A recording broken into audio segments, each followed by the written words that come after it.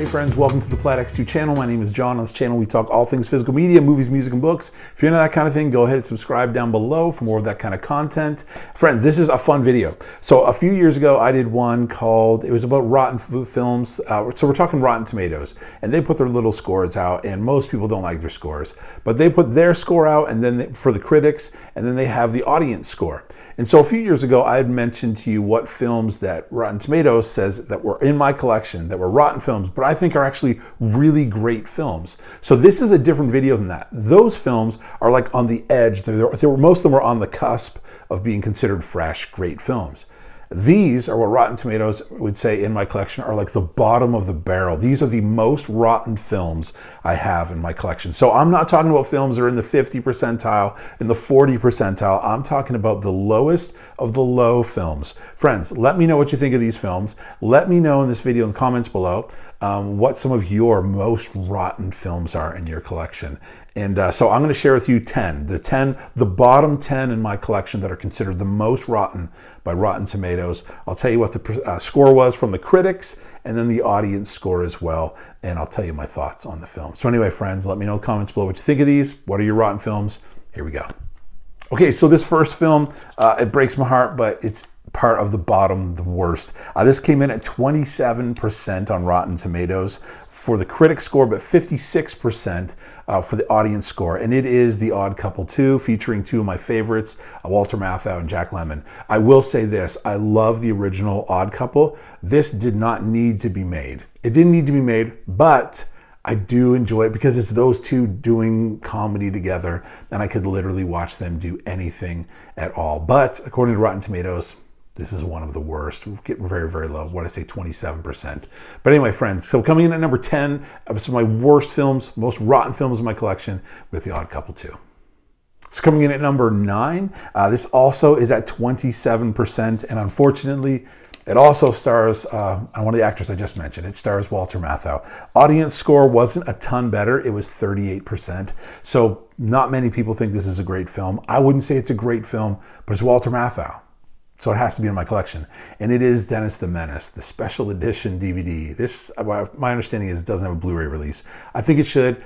I'll watch Walter Matthau do anything. I think he's brilliant. I think he's super funny, but this was not received very well. And again, it comes in at 27% on Rotten Tomatoes. Okay, so coming in at number 8 in my 10 worst, most rotten films in my collection. This came in, the critic score was 26%, but the audience score was 58%, and I think that's probably pretty accurate. And this is Suicide Squad. I have the Blu-ray extended cut of this film. I did see this one in theater when it came out, and I wasn't impressed. I thought the villain who they were fighting wasn't that great. Jared Leto as Joker, I was really interested to see what he would do with it, and then I was really disappointed when I saw what they did with it. That said, if they took the Joker, the Jared Leto Joker, from the Zack Snyder Justice League, and that Joker was in this film, I think that would have been absolutely amazing because it was so different.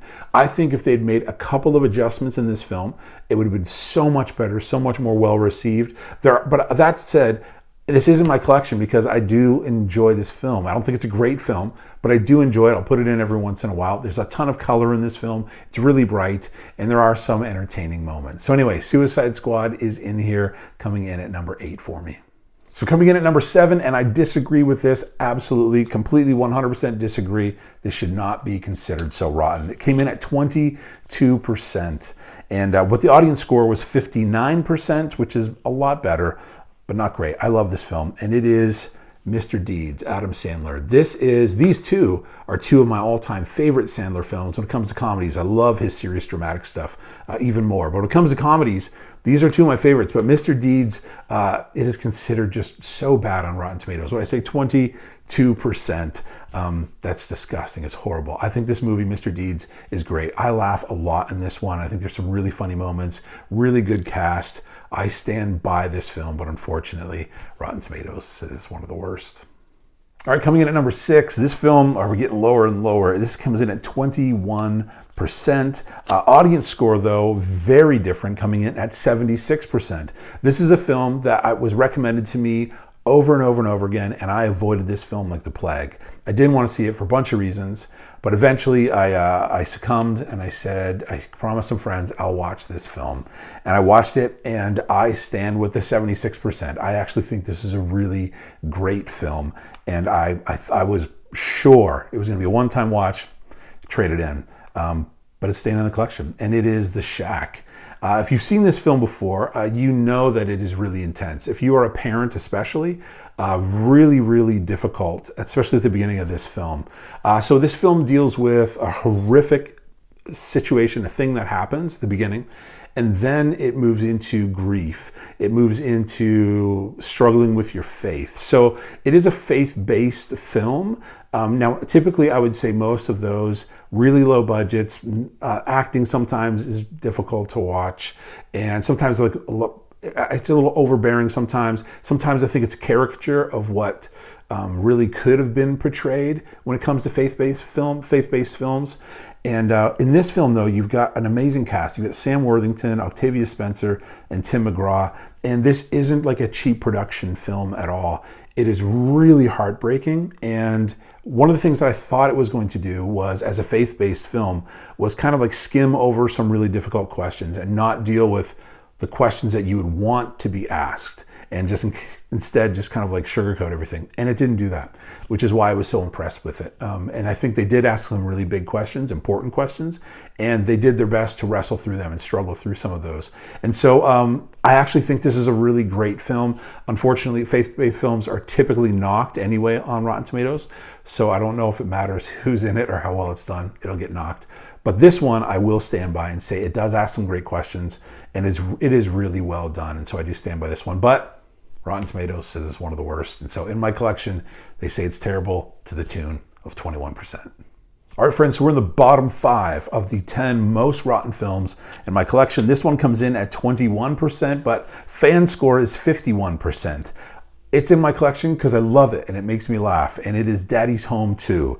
I have Daddy's Home 1 and 2, and they both make me laugh a lot. I will say this, John Lithgow is so funny and so good in this. Will Ferrell and Mark Wahlberg, I could watch those two in a film any day of the week. They're so funny to me how they play off each other. They're just ridiculous. I love it. I am a Mel Gibson fan. I love his films, love his work. I've got a bunch of his films in my collection.